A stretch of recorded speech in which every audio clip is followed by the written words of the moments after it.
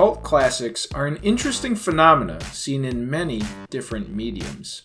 Some games and movies are true masterpieces that are somehow overlooked when they first come out, catching on much later and growing their audience. Others are outlandish, niche, and while not necessarily bad, they appeal only to a very small subset of the general audience. For example, the game Deadly Premonition is apparently horrible, with lots of bugs and performance issues, and it's campy, and a lot of other things I don't personally know. I haven't played the game. I've just heard it talked about by some of the gamers who really do love it, the most notable coming to my mind being Jim Sterling. No More Heroes is a similar such game, at least I thought. I knew nothing about it, but it always seemed kind of eccentric for eccentricity's sake, and it was never on my radar as far as games to buy and play. Recently, they re-released the first 2 games in the series for the Nintendo Switch, and the positive comments in a random Reddit thread once again convinced me to gamble my money on a piece of gaming entertainment. So does No More Heroes stand on its own, or is it a joke that you really had to be there to get? Let's talk about it. But before we get into the review, just a quick reminder to like the video and subscribe to the channel, hit the bell button. It really does support the channel, and I greatly appreciate it. Alright, on to the review. The game's story revolves around one Travis Touchdown. He's a man who wants to hook up with a girl so bad that he's willing to kill countless goons, as well as the top 10 ranked assassins in the world just to get with her. The plot here really is kind of the nice guy manifesto. The story really only occurs in brief cutscenes that surround your showdowns with the top 10 assassins. It is self-aware enough and campy enough that it comes out much more satirical than sad. Some of the individual assassins had some engaging stories shared in their pre-fight monologues, and were all characters in their own right. Some gained my sympathy, while others were monsters, well deserving of their fate. Travis himself is mostly treated as a joke, with the video store regularly calling to ask that he return the adult films that he rented. He also hounds after a woman who is clearly leading him on just to have a bunch of people murdered. I'm sure they were trying to say something here, but the message didn't fully land with me. Travis is not necessarily unlikable, but he's also not somebody whose shoes you can find yourself in. At least not me. I don't think you want to be the kind of person to relate to Travis Touchdown. But while the narrative is minimal, the character development and variety is quite appreciated and does serve as a more than adequate vehicle for the game underneath. I give the story a rating of a 3.5 out of 5. Now the gameplay in No More Heroes is a standard yet satisfying beat-em-up. You take on hordes of enemies with each new area you encounter. You combo high and low attacks based on the defenses of the enemies you encounter. You can also grapple enemies and block their attacks. Now once you've hurt an enemy enough, you're prompted to execute a finishing move to brutally and explosively take them out. The game is gratuitous with its violence, but in a way that somehow adds to its charm. In addition to the combat, while Travis would love to go quickly from assassin to assassin, he needs to pay exorbitant entry fees before he's allowed to fight. In order to earn the money, there's a bunch of odd jobs for him to do that range from coconut and cat collecting to lawn mowing. Of course, on top of that, there's a bunch of hitman missions to carry out, which are essentially just mini encounters with 1 or 2 rooms filled with enemies for you to slice your way through. There's some slight variety here. Kill everyone, kill this one specific guy as fast as you can, who's being protected by a bunch of other guys that you don't necessarily have to kill. Only use grapples, only use this type of attack, that kind of thing. But overall, they all feel and play mostly the same, and none really stand out in my memory. There is a game world to explore between these assassin encounters, with hidden collectibles and merchants that let you power up your character, buy new weapons, or clothes. It's all a nice idea, but unfortunately, the money required for the fights just felt a little too high as it was.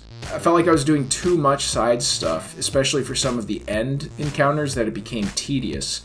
So I was essentially ignoring any other side content that required money. While the combat never really changes, even in the boss fights, the bosses themselves do provide a nice variety in how they fight Travis. No two encounters felt the same, which meant I was always looking forward to the next big fight and how it would play out. One negative here is that the variation in the bosses kind of came with a unsteady difficulty curve. Some of the early bosses, for example, were way harder than some of the later ones in the game, and the final boss was really frustrating to fight. Fighting bosses is mostly a case of trial and error, learning their attacks and patterns, how to counter and avoid them. I would call the combat simple. It's definitely not Dark Souls, but it was also fun. I did really enjoy cutting people down. Now, being a remaster of a Wii game, you can detach your Joy-Cons to play with full motion controls, since that's how the game was originally designed to be played. I tried this initially, but was not enjoying flailing my arms around like an idiot.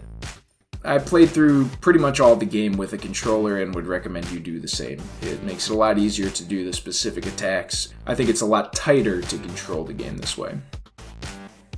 I'd give the gameplay a 4 out of 5. Moving on to graphics, for a Wii game, I have to say it doesn't look terrible, but it's definitely a product of its time, even with the remaster. There's not a lot going on the screen. Areas feel pretty empty and bland. Though I will say the characters specifically do look crisp and definitely benefited from the retouches of the remaster. There's enough variety in locations, thanks to the different assassins having their own unique arenas, but ultimately it still feels like you're just running through a bunch of slightly different hallways. Now, the final rooms where you actually fight the assassins themselves will usually have a little more character and detail, which is nice, but it's nothing substantial again. This is still a Wii game. It looks like one. Moving on to the sound, however, the game really takes a tumble. I'll give credit to the voice acting. The people they got to play the characters do a great job.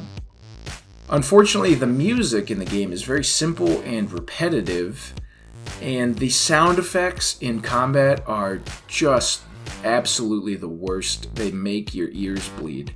I could not stand hearing every single person I kill make the same stupid scream of agony.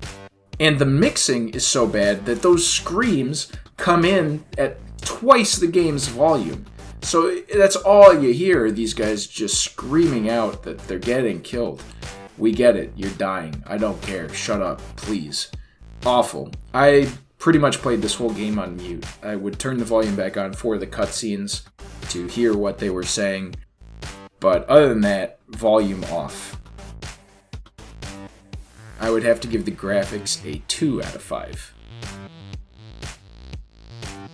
So after playing through the game, I do get why No More Heroes has the following it does. It definitely has its quirks, but you honestly can't help but cheer on Travis as he continues in his ridiculous, borderline idiotic quest. The individual assassins you face are unique, and the narrative leaves off on an interesting and genuinely unexpected cliffhanger. The characters, tropes, and content in the game may not be for everyone, but I can't say I regret my time with the game. I look forward to tackling the other ones in the series as well. It's got me hooked enough to continue.